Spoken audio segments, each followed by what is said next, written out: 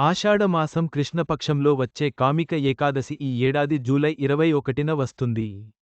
ఈ ఏకాదశి నాడు 3 అద్భుతమైన యోగాలు ఏర్పడుతున్నాయి. విష్ణుమూర్తిని ఆరాధించడం ద్వారా సమస్త సమస్యల నుండి విముక్తి పొందవచ్చు. ఏకాదశి నాడు విష్ణుమూర్తిని ప్రత్యేకించి ఆరాధిస్తూ ఉంటాము. ఏకాదశి నాడు ఉపవాసం ఉంటే కూడా ఎంతో మంచి జరుగుతుంది, పుణ్యం వస్తుంది. ఈ సంవత్సరం కామిక ఏకాదశి జూలై 21న వచ్చింది. ప్రతి సంవత్సరం ఆషాఢమాసం కృష్ణపక్షంలో వచ్చే ఏకాదశి కామిక ఏకాదశి అంటారు. ఈసారి కామిక ఏకాదశి ఇంకా ప్రత్యేకము. ఎందుకంటే కామిక ఏకాదశి నాడు అద్భుతమైన యోగాలు ఏర్పడతాయి. కామిక ఏకాదశి నాడు ఎలాంటి యోగాలు ఏర్పడతాయి, వాటి వలన ఎలాంటి లాభాలు పొందవచ్చో వంటి విషయాలను ఇప్పుడు తెలుసుకుందాం.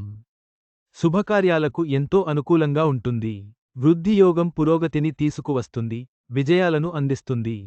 సంపద కూడా కలిగి సంతోషంగా ఉండవచ్చు.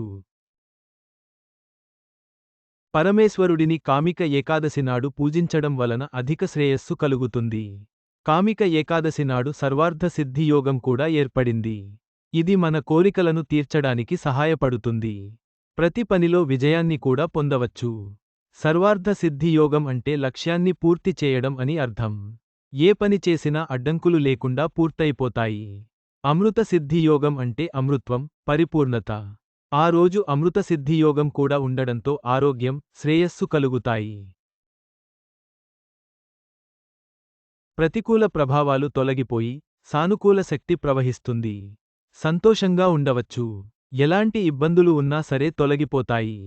గమనిక: ఈ కథనంలో మీకు అందించిన సమాచారం, సూచనలు పూర్తిగా నిజమైనది, ఖచ్చితమైనది అని మేము చెప్పలేము. నిపుణుల సూచనల ప్రకారమే మేము ఈ సమాచారాన్ని అందిస్తున్నాం. వీటిని పాటించే ముందు ఖచ్చితంగా సంబంధిత రంగంలోని నిపుణుల సలహా తీసుకోవడం మంచిది. కామిక ఏకాదశి నాడు విష్ణుమూర్తిని ఆరాధించడం వల్ల అపారమైన పుణ్యం, ఐశ్వర్యం, ఆరోగ్యం లభిస్తాయి. నిష్ఠతో పూజ చేయండి.